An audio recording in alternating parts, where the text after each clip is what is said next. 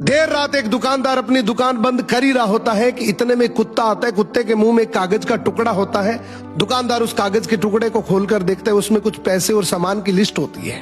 दुकानदार समझ जाता है कुत्ते को सामान चाहिए। वो सारा सामान एक थैली में पैक करके कुत्ते के आगे रख देता है। कुत्ता थैली को मुंह में दबाता है और वहां से चल देता है। ये देखकर दुकानदार बड़ा अचंभित होता है कि इतना समझदार कुत्ता किसका हो सकता है, देखा जाए। दुकानदार भी कुत्ते के पीछे पीछे चल देता है। आगे जाकर देखता है तो दुकानदार और हैरान हो जाता है जब वो देखता है कि कुत्ता एक बस स्टैंड पर खड़ा है। बस आती है, कुत्ता बस में चढ़ जाता है। दुकानदार भी उसके पीछे पीछे चढ़ जाता है। अब वो देखता है कि कुत्ता कंडक्टर को इशारा करता है, अपने गले की पट्टी दिखाता है।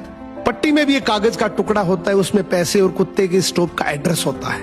अब जैसे ही स्टॉप आता है, कुत्ता उतर जाता है। दुकानदार भी उसे स्टॉप पर उतर जाता है और इसकी एक्साइटमेंट और बढ़ जाती है कि आखिर इस कुत्ते का मालिक कौन होगा।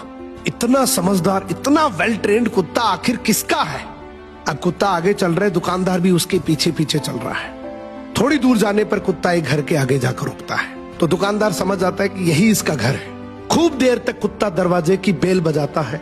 अंदर से दरवाजा खुलता है, उसका मालिक बाहर आता है और जैसे ही मालिक बाहर आता है वो कुत्ते को जोर से डंडे से पीटने लग जाता है। अब दुकानदार से रुका नहीं गया, बोला भाई साहब क्या कर रहे हो, इतना समझदार, इतना वेल ट्रेन्ड कुत्ता और आप इसको डंडे से मार रहे हो।